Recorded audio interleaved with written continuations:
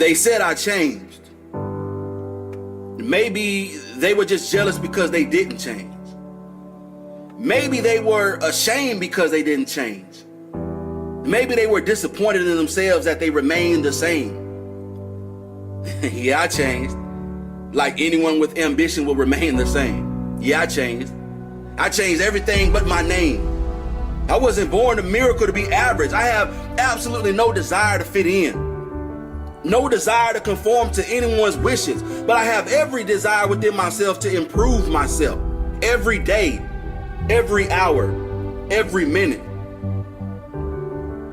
They'll say you didn't have enough time for them. Well, maybe they weren't worth your time. They laughed at my dreams and my goals. Well, maybe they were embarrassed because they didn't have any.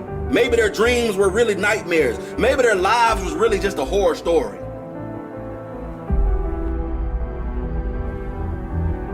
They said that I was arrogant. Maybe they just hated my ambition. Maybe they were too ashamed because they had none themselves. Maybe I reminded them of what their weakness is. They said I wouldn't make it to the top. Listen, they said I couldn't make it, full stop. They said I would fail, that I would fall, that no one would believe in me. They gave me so many reasons.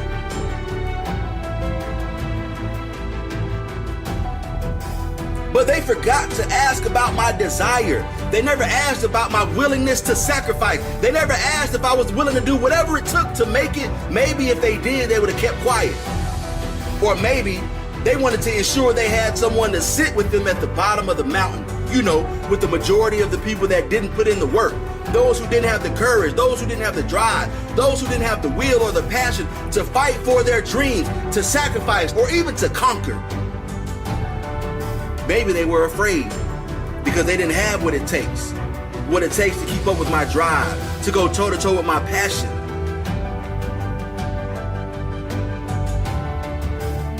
You know, they say that you'll never make time for them. Well, maybe you only make time for the people that are worth your time. And since there's a lack of those type of people, maybe they're not that type of person.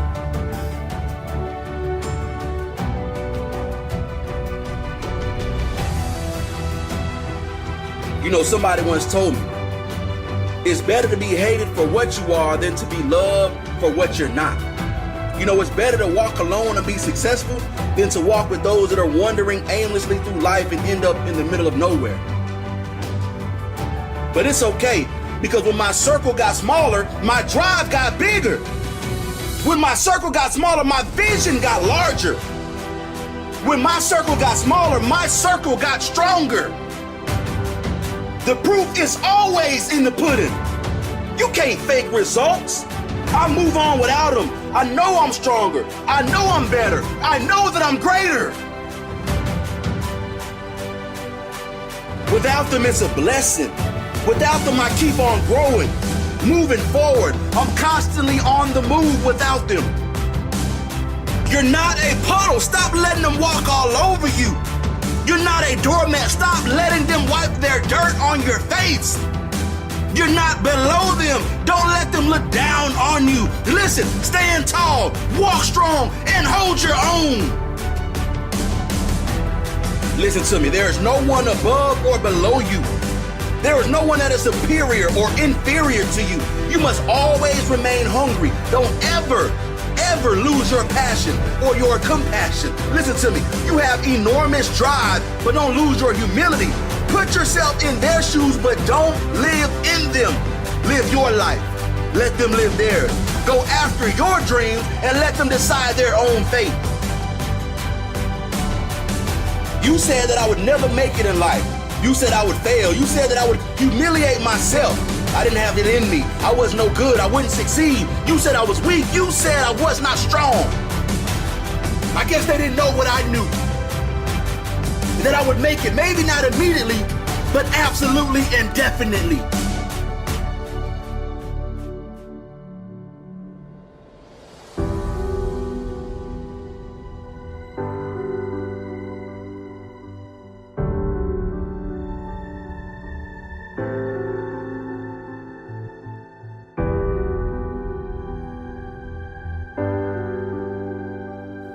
The difference between winning or losing, the difference between those who do it And those who don't make it in life, and listen to me, it isn't about talent.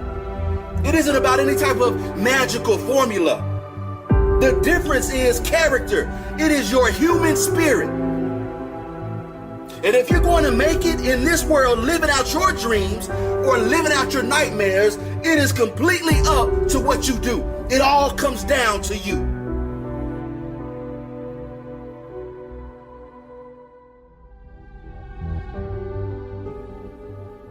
Being insulted is amazing. It's one of the best things that could happen to you. Why? Because when people want to hurt you, they're going to come after you with something real. Nobody throws an insult at you that they think is patently ridiculous. The things that they insult you for are the things that they know are going to get under your skin.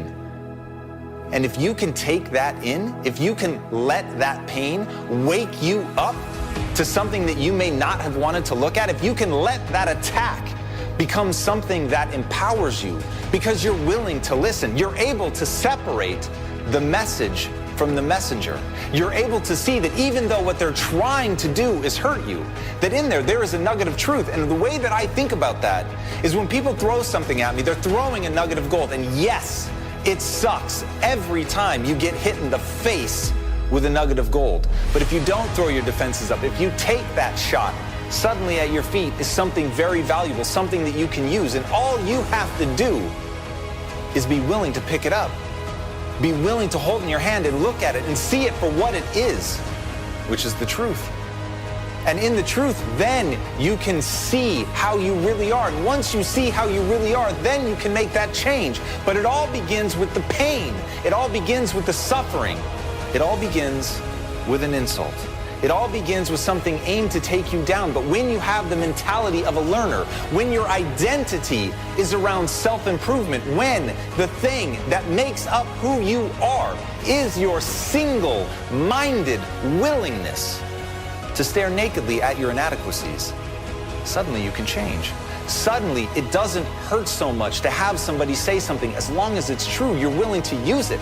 As long as it's true, you're willing to take it on board and see how you can improve and get better. But first, you must stop being willfully blind to your inadequacies. You must stop being willfully blind to the mistakes that you make. You must stop being willfully blind to the areas that you need to improve if you want to achieve the things that you say you want to achieve. But that's where people get stuck. They get stuck in self-esteem. They get stuck building their self-esteem around something that is weak, something that is fragile, something that can be attacked. And that's why you have to build your self-esteem around something truly anti-fragile, something that the more it is attacked, the stronger it becomes. And the only thing that I've ever seen that's like that is to identify as the learner. Once you identify, once your very sense of self is that of someone who improves, someone who's willing to look at the truth, someone who's willing to hear the hard and difficult and painful truths about who you really are, because you know that the thing that makes you great is your willingness to look at that and to improve.